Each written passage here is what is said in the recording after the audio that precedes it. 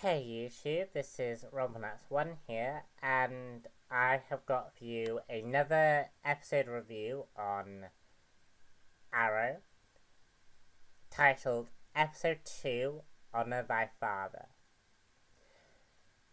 This episode deals with the relationships between fathers and their children, and how the children feel they need to live up to these expectations, even if these expectations are unfair and hard to fully realize. This episode deals with Laurel persecuting Martin Summers, who had her client's father killed with the help of a group called the Triad. Martin Summers also is on the list of names of people who failed the city, leading Oliver as the Hood to go after him. Martin Summers is in charge of Starling's docks and has to deal with the Triad, who smuggle drugs into the city. The leader of the operation and Martin Summers' associate is China White, a very well-known DC character who was a love interest for Roy Harper. In Nolan's Batman films, Rachel Dawes is a DA and is highly invested in saving her city from the criminals and the corrupt. She uses her skills to make things better, but in order to do so, she makes herself into a target, and Laurel is very similar to her in this aspect. And she is inspired by her father, Detective Lance, who teaches her to do what is right. However, Laurel's risks affect everyone else around her, including him. And it's the same with Detective Lance's risks affect her as much as her risks affect him. And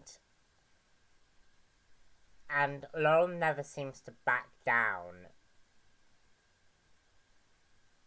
which is courageous, but she's unwilling to admit that sometimes she's in over her head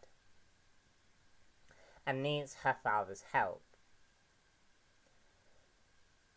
That being said, Detective Lance is a very broken man who fears losing his daughter above everything else. And although he loves his daughter, Detective Lance is very overprotective of her. And this can obviously affect people from growing up, from being able to take challenges in their lives and overcoming them. And his fear presses on Laurel's moral judgment. And in a way, Laurel is honoring the man Detective Lance used to be in this episode. She's perhaps the old Detective Lance before his daughter's death used to take more risks than he does now. And although I think it's unfair that Laurel is sort of forcing him to allow her to be her own person, because Detective Lance has lost so many people. However, on the other hand, Laurel is upholding the moral sensibilities to help other people, like he did.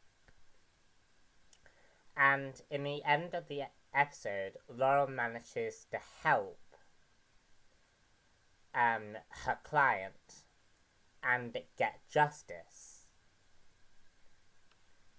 with the help of Oliver, but that's not important. Well, it is, but that's not the point. Oliver also has to respect his father, but in a way that would dishonor his father's memory. And, so, in the episode, Oliver is faced with the prospect that he must take on his father's title as the head of the company, which would mean he would have to break the oath he made to his father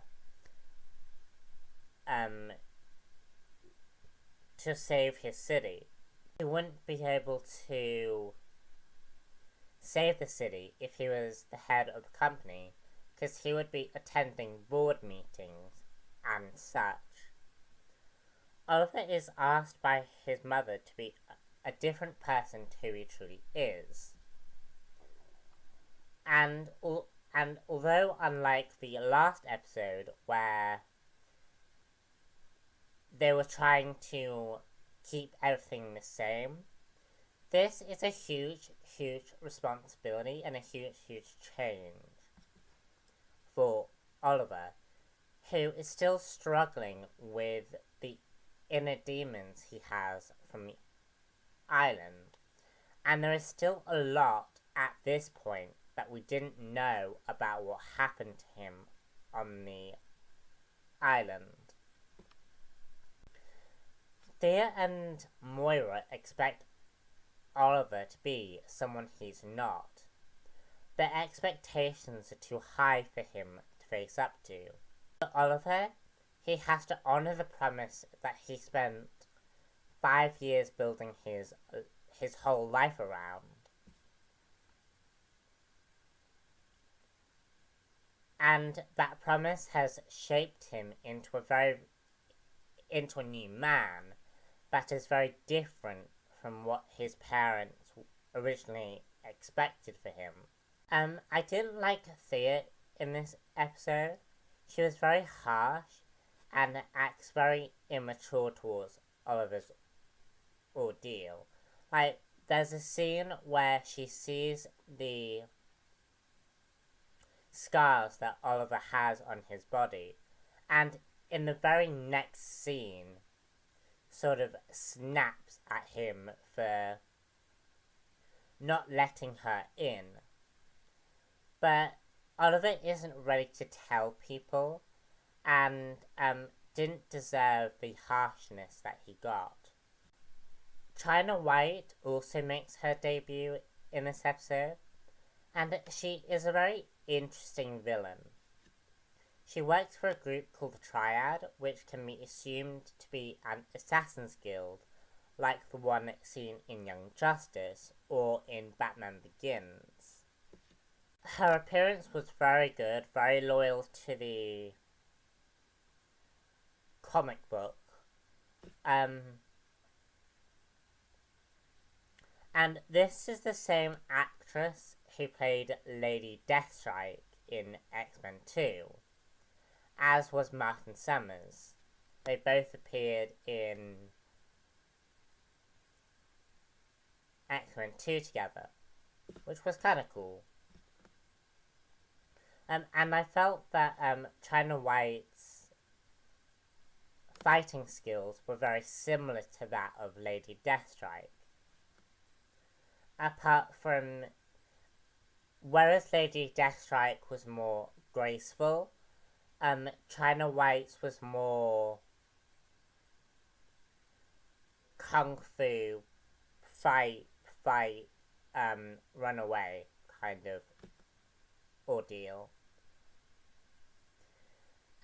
This episode is very good, very cinematic for a CW show, which has really built itself upon the concept of hot girls and teen drama.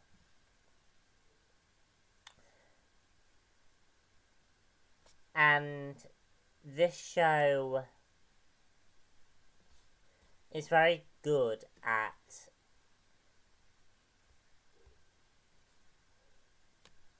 this show is very good at not displaying that. And I just thought it was brilliant. So stay tuned for more Arrow reviews, and I shall see you later. Bye.